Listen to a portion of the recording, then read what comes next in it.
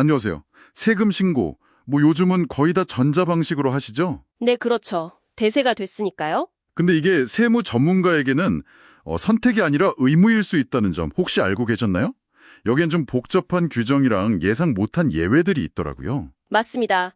이번 딥다이브에서는 여러분이 보내주신 자료들을 보면서 이 미국 국세청 IRS의 전자보고 의무에 대해 좀 파헤쳐 보려고 합니다. 네, 누가 대상인지 또 IRS는 왜 이걸 강제하는지 그리고 예외 상황에 필요한 폼 8948, 8944는 뭔지 이런 것들 확실히 짚어보겠습니다. 특히 그 연방정부 벌금, 여기에 오야가 많다고 들었어요. 네, 그 부분이 좀 혼동하기 쉬운데요. 오늘 그 진실을 좀 알려드리려고 합니다.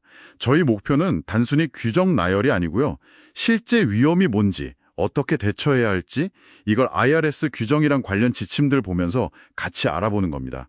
중요한 내용들이니까 잘 들어주세요. 좋습니다. 그럼 제일 궁금한 거, 이 의무 도대체 누가 대상인 건가요? 네, 연간 11건 이상 특정 소득세 신고서, 그러니까 폼 1040이나 1041 같은 거요. 이런 걸 처리할 걸로 예상되는 특정 세무대리인이 대상입니다. 예상되는 기준이 좀 애매할 수도 있겠네요. 근데 여기서 진짜 중요한 포인트가 있어요. 바로 법인 통합 규정이라는 겁니다. 법인 통합 규정이요? 네, 개인별로 몇 건 하는지가 아니고요. 소속된 법인 전체의 예상 신고 건수를 합쳐서 봐요. 아, 전체요? 네, 그래서 만약에 법인 전체 예상 건수가 11건을 넘잖아요. 그러면 그 법인 소속의 모든 대리인이 의무 대상이 되는 거예요. 와, 그러니까 나는 한 10건만 해도 우리 회사가 11건 넘으면 저도 무조건 전자보고 해야 한다. 바로 그거죠. 이거 자칫하면 놓치기 쉽습니다. 이야, 이거 중요하네요. 그럼 IRS는 왜 이렇게 전자보고를 밀어붙이는 걸까요? 그냥 편리해서? 그것만은 아닐 것 같은데요. 물론 비용 절감 효과도 무시 못해요. IRS 추산으로는 종이 신고보다 건당은 3.5달러 정도 아낀다고 하고요. 3.5달러. 꽤 되네요. 네, 그리고 처리 속도도 비교가 안 되죠. 전자보고 하면 환급까지 보통 21일, 근데 종이는 6주에서 8주 걸리니까요. 훨씬 빠르긴 하네요. 근데 더 기쁜 이유가 있어요. 바로 데이터 활용입니다. 데이터 활용이요? 구체적으로 어떤 거죠? 전자데이터는 오류가 적고 분석하기가 훨씬 쉽잖아요. 그렇죠. 이걸 통해서 IRS는 탈세 가능성이 좀 높아 보이는 신고서를 더 효과적으로 찾아내고 감사 대상 선정하는 데 활용하는 거죠. 아하. 그러니까 행정 효율도 높이고 동시에 세금 걷는 능력도 강화하려는 그런 전략적 목표가 있는 겁니다. 결국 여러분의 업무 방식이 IRS 감사 전략이랑도 연결되는 셈이죠. 그렇군요. 효율이랑 세무 집행 강화, 두 마리 토끼를 잡는 거네요. 그래도 아무리 의무라도 예외는 있겠죠. 이때 필요한 게 그 폼 8948이라고 들었어요.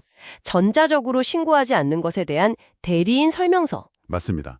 여기서 중요한 점은 폼 8948은 면제를 요청하는 서류가 아니라는 거예요. 아, 요청이 아니고요. 네. 왜 종이로 신고하는지를 설명하고 정당화하는 필수 첨부서류입니다. 이걸 빼먹으면 그 자체로 규정 위반이 될 수 있어요. 그럼 어떤 경우에 이걸 쓰는 건가요? 가장 흔한 사유가 납세자의 종이보고 선택, 박스 1이라고 하던데요. 네, 그게 제일 많죠. 이때는 반드시 납세자한테 서명하고 날짜가 적힌 서면 진술서를 받아서 보관해야 합니다. 보관이요? IRS에 내는 게 아니고요. 네, 계리인이 가지고 있어야 해요. 만약에 대리인이 우편 발송까지 대신해준다면 그 내용까지 진술서에 적혀 있어야 하고요. 그렇군요. 근데 현실적으로 납세자 서명을 일일이 받는 게 좀 번거로울 수도 있겠어요. 그렇죠. 쉽지 않을 수 있죠. 다른 예외 사유는 없나요? 예를 들어 과도한 어려움, 박스 2 같은 거요? 과도한 어려움 면제는 사전에 폼 8944라는 걸 통해서 IRS 승인을 미리 받아야 쓸 수 있어요. 아, 미리 받아야 되는구나. 네. 그 외에도 기술적인 문제로 전자보고가 자꾸 거부된다거나 박스 4, 아니면 쓰는 소프트웨어가 특정 서식을 지원 안 한다거나 박스 5 하는 경우들이 있죠. 박스 4 쓸 때는 거부 코드랑 몇 번 시도했는지 적어야 하고 박스 5는 어떤 서식이 안 되는지 명시해야 하고요. 그럼 그 사전 면제 신청, 폼 8944는 쉽게 받을 수 있는 건가요? 아, 전혀요. 그게 정말 어렵습니다.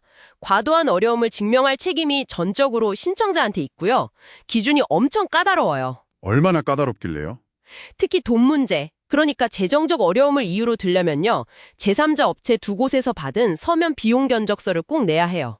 견적서를 2개나요? 와, 네.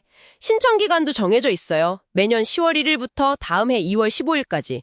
이건 뭐 IRS가 웬만하면 승인 안 해주겠다는 의지를 보인다고 봐야죠. 문턱이 정말 높네요. 자, 그럼 이제 제일 중요한 질문일 수 있겠는데요.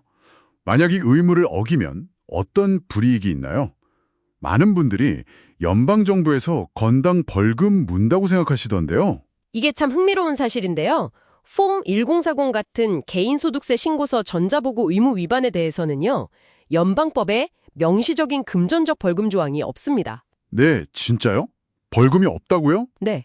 2012년에 회계감사원 GAO 보고서에서도 이 문제가 지적됐었어요. 아, 그럼 뭐 괜찮은 거 아닌가요? 위험 없는 거? 절대 아니죠.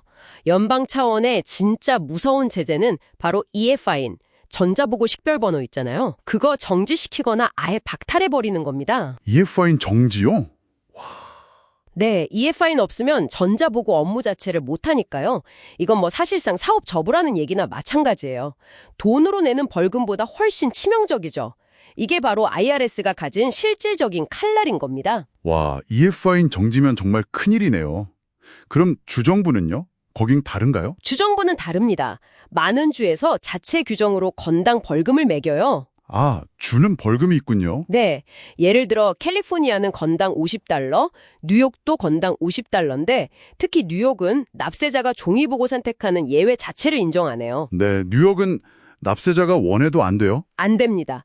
그리고 인디애나도 건당 $50 벌금이 있고요. 그러니까 연방 규정만 볼 게 아니라 내가 사업하는 주의 규정까지 반드시 확인해야 하는 거죠. 결국 연방이란 주, 둘 다 신경 써야 하는 거네요. 와, 이거 복잡하지만 꼭 알아야겠어요. 정리해드릴게요.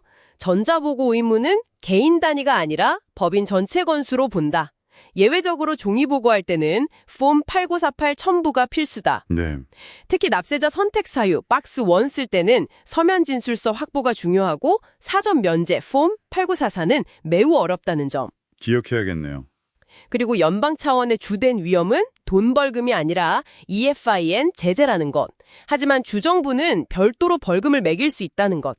이걸 꼭 명심하셔야 합니다. 세무 전문가이신 여러분께는 이런 규정 정확히 파악하고 또 내부 절차 갖추는 게 그냥 규정 지키는 걸 넘어서 사업 연속성 지키고 고객 신뢰 유지하는 데 얼마나 중요한지 정말 와닿으실 것 같아요. 그렇죠. 마지막으로 이런 질문을 한번 던져보고 싶어요.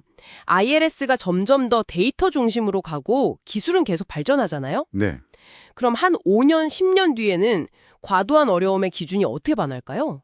어쩌면 종이보고라는 옵션 자체가 거의 사라지진 않을까요? 그럴 수도 있겠네요. 네. 기술 발전이 또 우리가 지금은 상상 못하는 다른 형태의 규제 준수 과제를 만들어낼 수도 있습니다. 여러분 생각은 어떠신가요?